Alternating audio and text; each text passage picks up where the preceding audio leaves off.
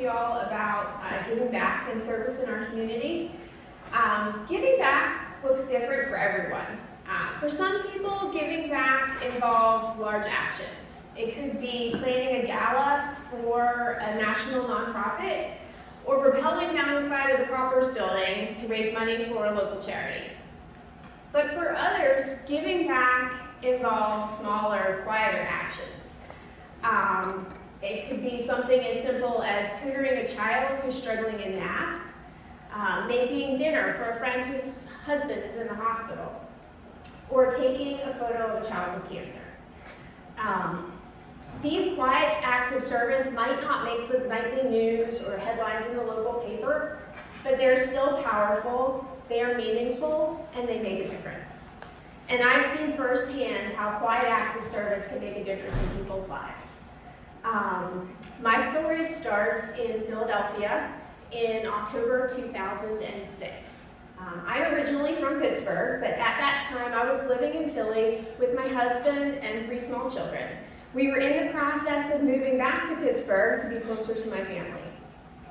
October 30th was a beautiful fall day, and my kids were really excited for Halloween the next day. But my youngest, Dan, who was 19 months old at the time, had been running a fever for a few days. The pediatrician had diagnosed him with an ear infection and put him on an antibiotic. But he was still spiking fevers and didn't seem to be getting any better. So the doctor suggested that I drive him down to the Children's Hospital of Philadelphia, CHOP, to get some additional testing just to rule out anything else that might be going on. And so as I was driving him down that afternoon, I truly believed that they were going to tell me that he had a virus or needed a different type of antibiotic, and within a few hours they would just send us on our way and we would be back getting ready for Halloween. But that's not what happened. Once we were at the hospital, they did some testing, and they came into the exam room.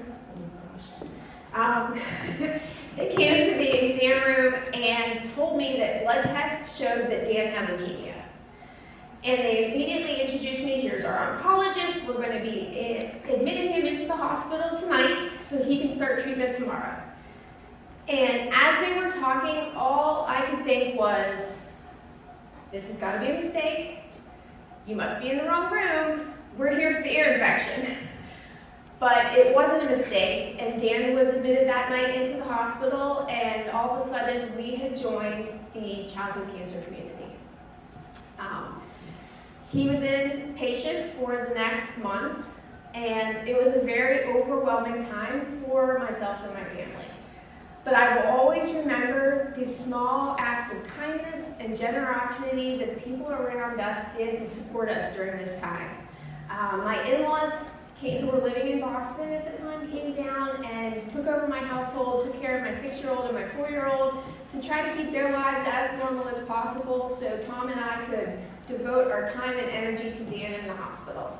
My neighbors organized a meal train and delivered these wonderful homemade dinners to my family throughout the month so that it was one less thing that we had to worry about. And everybody that we met at the hospital shared their experiences and insights to help us learn how to navigate this new reality. And one particular conversation has stuck with me nearly 20 years later. So while we were those first weeks in the hospital, the doctors discovered that Dan's leukemia had entered his spinal fluid, and in particular it was in the spinal fluid around his brain. So that immediately put him in a higher risk category and on a more intense treatment path.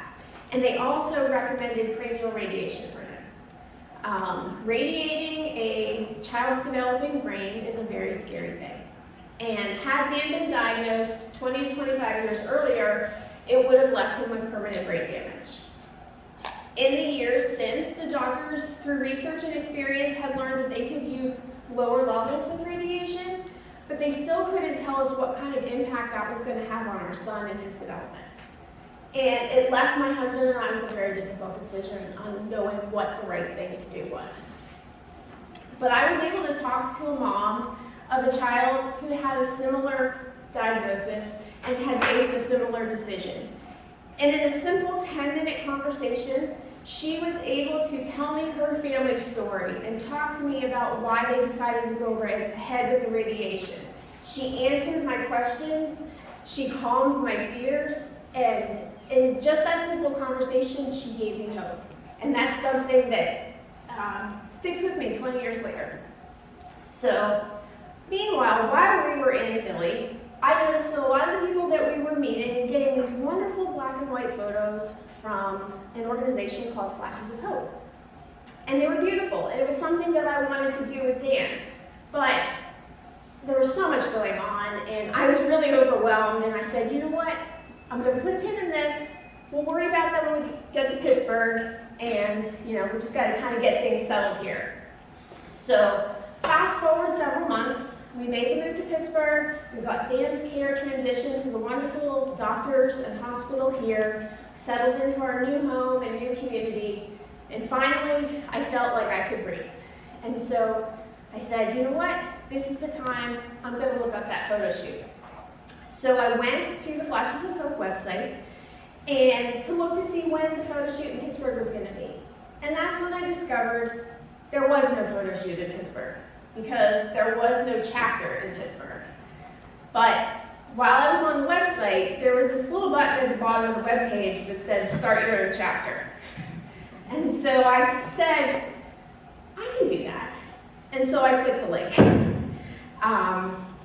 And got in contact with the Flashes organization, got in contact with the hospital here in Pittsburgh, and we started working together to make it happen.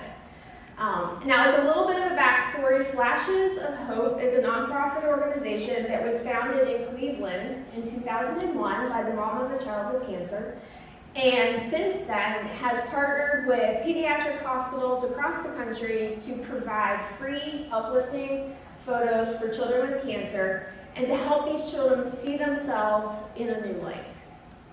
Today, Flashes is part of the Alex's Lemonade Stand Foundation family, and that organization was founded in Philadelphia, also by the family of a child with cancer, and works today to fund research, raise awareness, and support families who are affected by childhood cancer. So in April 2008, we were able to hold our first photo shoot in Pittsburgh. And that's me and my son. Since that time, we hold photo shoots at Children's Hospital nearly every month. We bring in professional photographers from our local community who volunteer their time. They set up these photo shoots and create a fun atmosphere for the children and their families. We partner with the Child Life Department at Children's Hospital, and they help us schedule families of patients who are currently inpatient or being treated outpatient in the hospital. That's how we do this every month. And it's at these photo shoots that I see the quiet side of service every month. I see the child who is able to forget about their cancer for a short time and smile and laugh and have fun with the photographer and make silly faces and crack jokes. And I see the parents who are able to put down their worries for a few minutes and make a memory with their child. I see families who are able to, they've been in the hospital, some of these children have been in the hospital for months at a time, and their families have not been able to have any kind of professional photos with them. And so this is the first time that they might be doing it, and so they're so happy to have this opportunity for their own photo shoot. And at each of these photo shoots, I talk to the people that I meet, I talk to the families, and I tell them my story. I answer any questions that they might have. I listen to anything as much or as little as they want to share with me, and I try to show them that there's hope, just like people did for me so many years ago.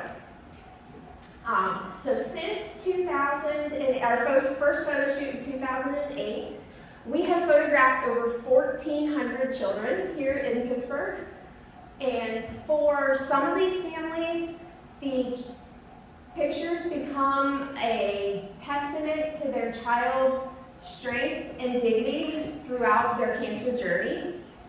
And for others, these photos become a treasured memory of a child who's lost their battle with this disease. But for all, these photos can have a powerful impact. So today, I have much to be thankful for. My son Dan is 21 years old. He is happy and healthy. He is finishing up his junior year in college and studying civil engineering.